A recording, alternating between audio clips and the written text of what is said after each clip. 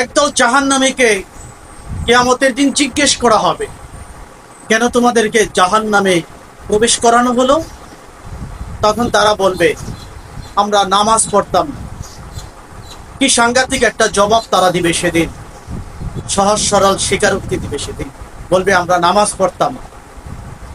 আল্লাহ সুবহানাহু ওয়া তাআলা এই যারা নামাজ ত্যাগ করেছে তাদের এই কথাগুলো সূরা আল মুদ্দাসসিরে কোট করে রেখেছেন, যাতে মানুষ সতর্ক হয় যে এই কাজটি ভয়াবহ জাহান্নামের দিকে নিয়ে যাবে, এটা থেকে যেন আমরা দূরে থাকতে পারি, আমরা ফিরে আসতে পারি। আল্লাহ সুবহানাহু ওয়া তাআলা আগেই কোরআনুল কারিমে এই কথাগুলো বলে রেখেছেন। কেন?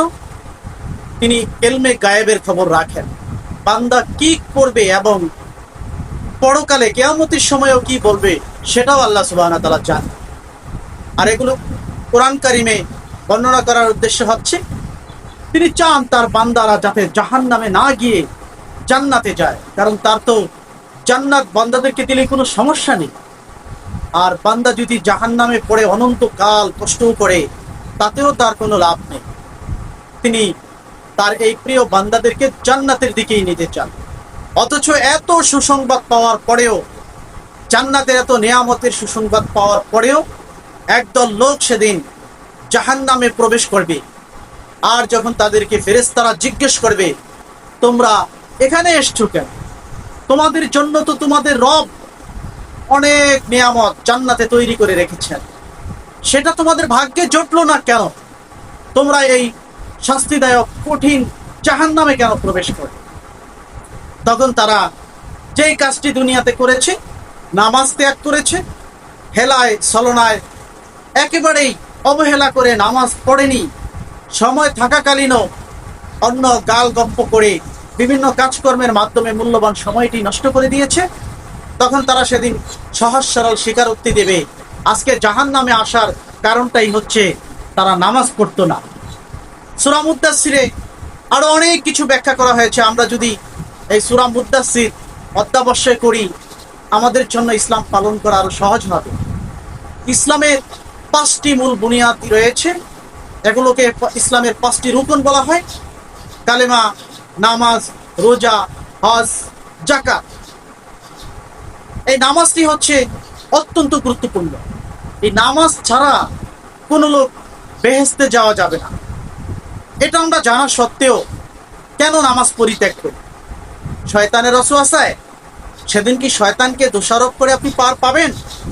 জাহান্নামে যখন আপনাকে নিক্ষেপ করা হবে, তখন আপনি কি বলতে পারবেন, আমি এই শয়তানের ওয়াসওয়াসায় পড়েই নামাজ আদায় করিনি, সালাত থেকে দূরে ছিলাম, শয়তান আমাকে প্ররোচনা করেছে?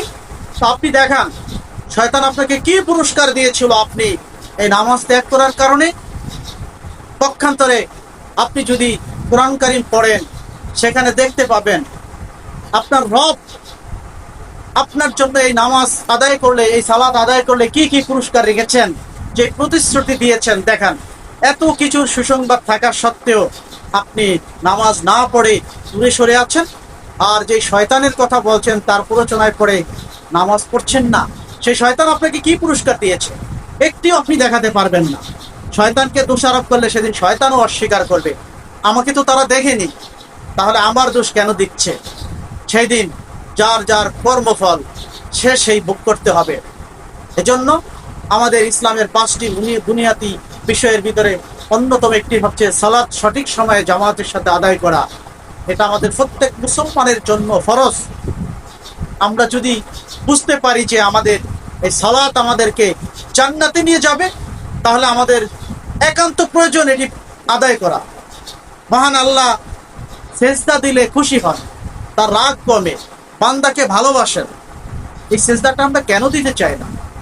সময় তো হাতে থাকে, তারপরেও কেন এই সালাত থেকে যাতে আমরা গাফেল না হয়ে থাকি। যদি সালাত থেকে গাফেল হয়ে দূরে সরে থাকেন, তাহলে সূরা মুদ্দাসসিরে আল্লাহ যেই বর্ণনা দিয়েছেন এটার জন্য অপেক্ষা করুন। জাহান্নামের 1 সেকেন্ডের শাস্তি ভোগ করার মতো ক্ষমতা দুনিয়ার কোনো মানুষের নাই। এত ভয়াবহ জায়গা জানিয়ে দেওয়ার পরও কেন আমরা সতর্ক হই না?